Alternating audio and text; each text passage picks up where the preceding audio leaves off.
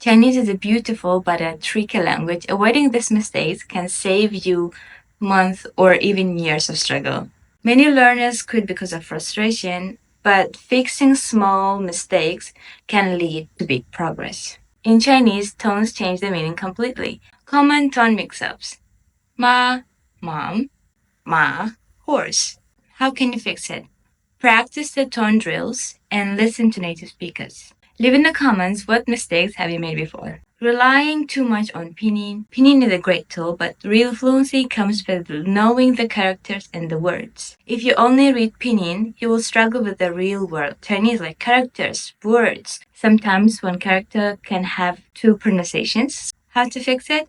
Start learning the basic characters early and use flashcards. And for flashcards, you can these apps. Mistake 3. Translating word for word. English and Chinese have totally different sentence structure. Let's say in this sentence, I'm hungry. According to the English grammar, it will be 我是饿. But in Chinese grammar, in Chinese sentence structure, it will be 我饿了. That means we do not have the to be word here. How to fix it?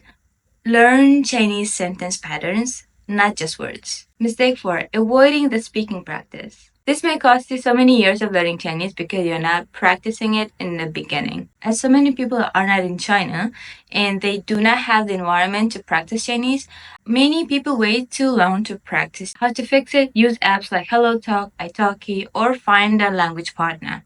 Most of us, we don't have the Chinese language environment. That's why I'm opening a Chinese language corner to practice from the beginning of your journey learning Chinese. Leave a comment, Chinese language corner, if you're interested. Another mistake that many of the Chinese learners make is that not immersing yourself in the culture. Textbooks alone won't make you fluent. That's why you need to immerse yourself in the culture, in a language environment, as much as you can. And this also includes only learning grammar without the real life exposure. Let's say if you're learning grammar from the beginning, it will be very hard for you to speak. How to fix it? You can watch dramas, listen to podcasts, you can watch some cartoons in Chinese for your level. Bonus tips for faster learning. Use spaced repetition and memorization.